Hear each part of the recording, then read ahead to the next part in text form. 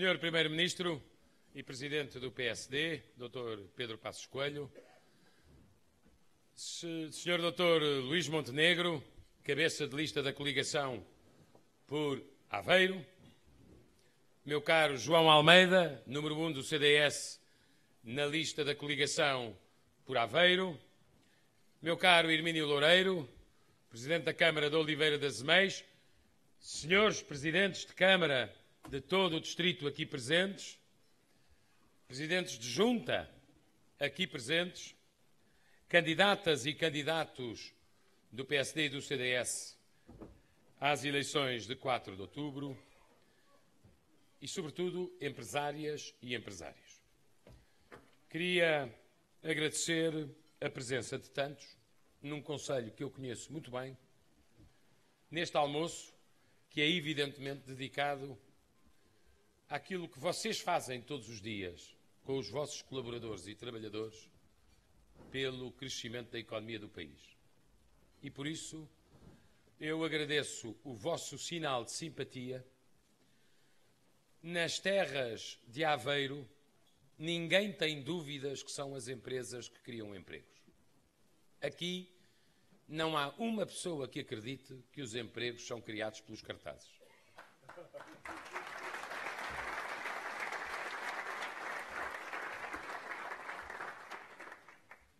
E, portanto, as pessoas sabem que quanto melhor forem as perspectivas das empresas, melhor será a perspectiva de quem trabalha e quer subir na vida e daqueles que ainda não encontraram um posto de trabalho e querem encontrá-lo.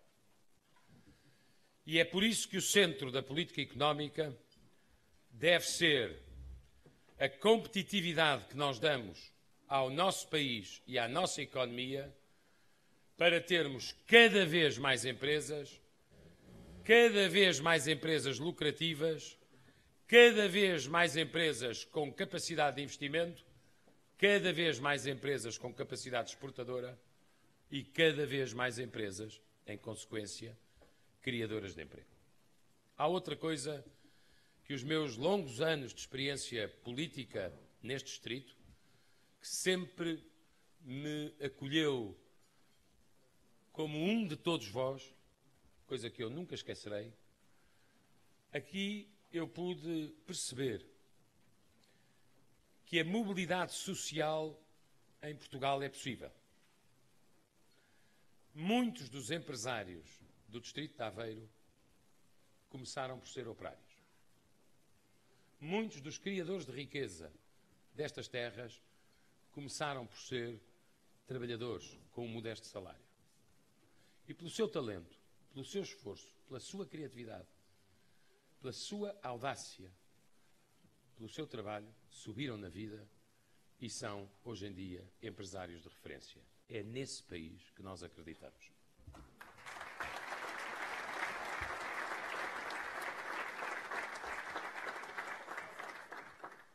Ou seja, um país onde as pessoas não definem o seu trajeto de vida pelo meio onde nasceram, mas definem o seu trajeto de vida pelo mérito que têm.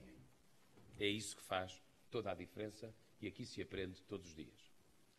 É por isso, deixem-me começar por dizer este ponto, que em Aveiro, empresários, trabalhadores, a sociedade em geral, sabe que o país não tem nada a ganhar com a instabilidade, porque a instabilidade destrói a confiança.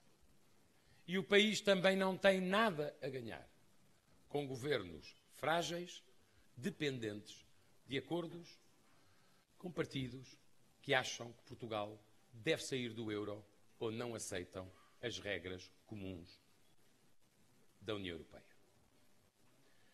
70% das nossas exportações estão na União Europeia. Estão em mercados muito importantes e tradicionais para Portugal. Cito apenas Espanha, França e Alemanha.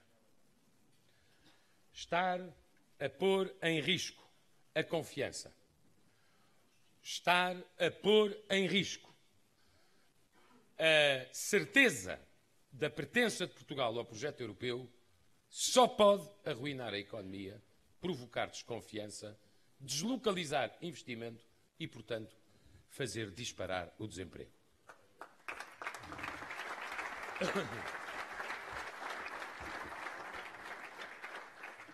As pessoas aqui não embarcam em utopias. Sabem porquê? Não têm tempo para isso. Trabalham no duro todos os dias.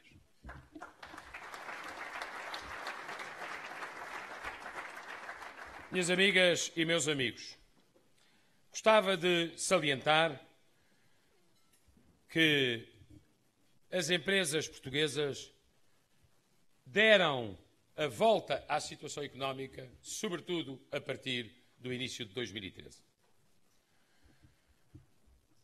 Portugal recebeu do governo anterior, e sobre isso não direi mais do que isto, que é suficiente e é grave, o resgate, o memorando, a troika e a recessão.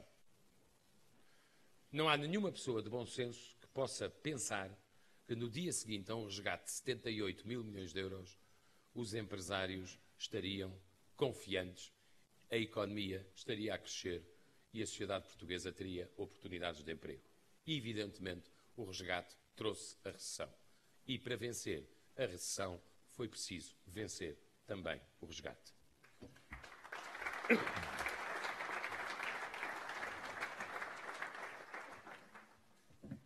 Nós terminámos o programa com a Troika no primeiro momento possível, não tivemos segundo resgate, não pedimos mais dinheiro, não pedimos mais tempo, não tivemos programa cautelar, ou seja, não tivemos uma troiquinha depois da Troika, antecipámos pagamentos ao FMI para beneficiar de juros muito mais baixos do que aqueles que foram negociados em 2011. Teremos, pela primeira vez desde que estamos na moeda única, um déficit inferior a 3%. Isso dá-nos acesso às regras de flexibilidade, mas, sobretudo, os senhores, e por isso também não demorarei demasiado tempo nessa matéria, sabem melhor do que ninguém a alteração dos dados da economia. A confiança dos empresários na situação económica é maior desde 2008. Ou seja, há 7 anos que os empresários, que os empreendedores não tinham tanta confiança no momento económico. Isso traduz muitas vezes em decisões de investimento. São as decisões de investimento que fazem avançar a economia e que estimulam, essas sim, a criação de emprego. Os consumidores têm neste momento o maior momento de confiança na economia desde 2001. Façam bem as contas. Há 14 anos que a confiança dos consumidores não era tão forte na situação económica. É por isso que não é preciso provocar nenhum choque de consumo artificial. Ele já está a crescer por si próprio. Nós temos o investimento a crescer solidamente desde que, não é a única razão, mas é uma razão importante, fizemos reformas com acordo na concertação social na área do Código de Trabalho, para tornar as regras mais flexíveis, dentro do que é razoável, e temos o investimento a crescer significativamente desde que o IRC começou a baixar. Esta regra, o Partido Socialista não a compreendeu, mas os empresários sabem muito bem o que é que ela significa. IRC a descer, investimento a subir. Quando o investimento sobe, a criação de emprego também sobe. Não é uma questão ideológica, é uma questão de bom senso. Em economia aberta,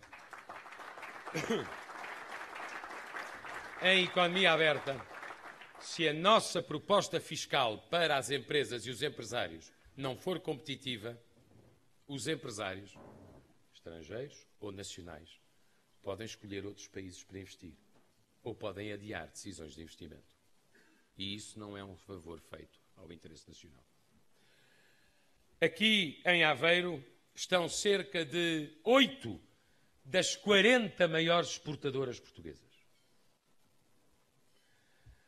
Isto dá-vos uma ideia do grau de modernidade, dinamismo e competitividade que este distrito tem. No norte, onde estamos, no centro ou no sul do distrito. E eu gosto de chamar a atenção, sem ter grande esperança que a comunicação social o mostre, mas tentarei pela enésima vez. No distrito de Aveiro há muitos concelhos onde a taxa de desemprego é de 1 dígito só. Está abaixo dos 10%. Está abaixo da média europeia. Se é possível em Aveiro. Porque as empresas confiam. Porque as empresas são fortes. Porque as empresas são modernas.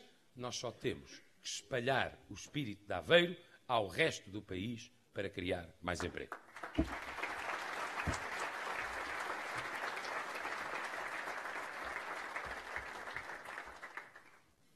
Dizia recentemente o líder do maior partido da oposição que o investimento não tinha crescido.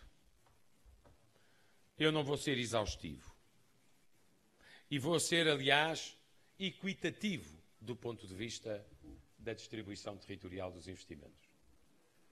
Alguém na oposição andou distraído. A Auto Europa anunciou um investimento de 700 milhões de euros, mais 300 milhões de euros nos fornecedores. No Alqueva estão 220 milhões de euros de obra pública, seletiva, não uma estática, para deixar 120 mil hectares de regadio feitos, neste momento em curso. O IKEA anunciou 200 milhões de euros de investimento. A Somincor anunciou nas Minas 130 milhões de euros de investimento. A Embraer anunciou 150 milhões de euros de novos investimentos. A Altri, também aqui no distrito, anunciou quase 70 milhões de euros de investimento. A Bosch, também aqui no distrito e em Braga, anunciou 50 milhões de euros de investimento. A Bial, 40 milhões de euros de investimento. A Renova, 40 milhões de euros de investimento. A Forécia, lá em Trás-os-Montes, não é no litoral, lá em Trás-os-Montes, 40 milhões de euros de investimento. A Ria Blades, aqui no distrito mais a sul, 30 milhões de euros de investimento. E eu podia continuar e continuar e continuar. É uma pena que a oposição prefira convencer-se da sua ideia de que é preciso ter más notícias para poder vencer as eleições, em vez de estar um bocadinho mais atento à realidade e ver os sinais de esperança que vêm do investimento.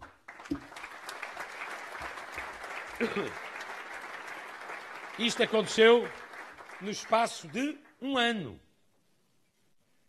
Referi-me apenas a um espaço de um ano. E todos sabem que há muitos empresários que aguardam por saber se o país terá estabilidade política no próximo dia 4 de outubro para confirmarem as suas decisões de investimento. Ora, se tivermos estabilidade, os empresários confiam. Confiando, investem. Investindo, criam emprego. Eu acho que isso é o mais importante para a generalidade dos portugueses. E queria, a esse título, dar uma palavra de simpatia ao Manuel Castro Almeida, que aqui está, que poderia também transmitir ao Pedro Gonçalves, que não está aqui, ou ao José Diogo Santiago, que não está aqui. Mas são membros do Governo com uma importância operacional na questão dos fundos comunitários. Portugal 2020. Houve uma coisa que nos preocupou. Tivemos muitas conversas sobre isso. Quando acaba um quadro comunitário de apoio e começa outro, o Estado tende a fazer um intervalo demasiado longo. Demora-se a publicar os regulamentos. Demora a abrir as candidaturas. E depois ainda demora mais a viabilizar a chegada dos fundos à economia real. Nós teremos certamente defeitos e erros, mas acho que ninguém poderá deixar de reconhecer que fizemos um esforço enorme para que entre o CREN e o Portugal 2020 mediasse o mínimo de tempo possível, para prejudicar o menos possível o planeamento das empresas. Neste momento, gostava de vos dizer isto, porque é realmente animador. Não é para as eleições, é para a economia. Neste momento, as empresas, nas áreas da internacionalização, da qualificação e da inovação, entregaram mais de 8.000 candidaturas aos fundos comunitários. Representam 4.000 milhões de euros de investimento. 50% das empresas fazem-no pela primeira vez. O que quer dizer que o tecido económico está a renovar-se e que os fundos comunitários não são área cativa de ninguém. É preciso ter mérito para os poder conseguir. E nós temos equipas constituídas para podermos avaliar com rigor, mas com celeridade, as candidaturas, de modo a que o dinheiro chegue à economia, chegue às empresas e chegue o investimento para criar emprego. E podemos ter esperança nos procedimentos do Portugal 2020. Os números que vos dei são números que têm 24 horas. São o último ponto da situação. Eu terminaria, minhas amigas e meus amigos, apelando àquilo que de melhor os empresários podem dizer à sociedade. O que é essencial para uma empresa avançar e um país se ingrar? Do ponto de vista económico, conseguir fazer bons negócios. O que é a condição para conseguir fazer bons negócios? Essa palavra decisiva chamada confiança. A confiança demora anos a construir. Pode ser arruinada num só dia.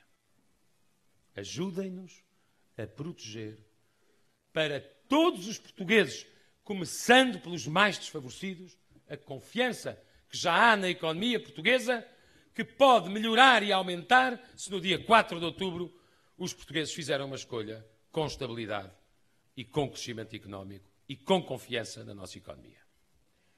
E por isso, eu, antes de passar a palavra ao nosso Primeiro-Ministro, queria dizer-vos obrigado pelo que fizeram pela economia portuguesa em tempos muito duros. Há um setor que eu não posso deixar de destacar, porque durante os anos de chumbo da recessão, a única luz ao fundo do túnel eram as exportações. Hoje, todos os indicadores são positivos e ascendentes, incluindo as exportações, que, como o Primeiro-Ministro notou, já estão em 43,5% do produto a preços constantes. Há 5 anos atrás, era um pouco mais de 28%. É extraordinário que nós tenhamos passado de 17.000 empresas exportadoras para 23.000 empresas exportadoras. Que tenhamos reduzido a nossa dependência de alguns mercados tradicionais e apostado muito em mercados emergentes. Porque as empresas, no fundo, seguem uma regra básica. Follow the money. Onde é que há dinheiro para comprar os produtos que eu quero vender? E quando notaram demasiada recessão nos mercados tradicionais, foram para os novos mercados, para as economias emergentes, onde o crescimento é maior. Muito obrigado às empresas portuguesas pelo emprego que estão a criar. Muito obrigado às exportadoras portuguesas por terem dado uma grande lição a alguns céticos profissionais. Viva Portugal!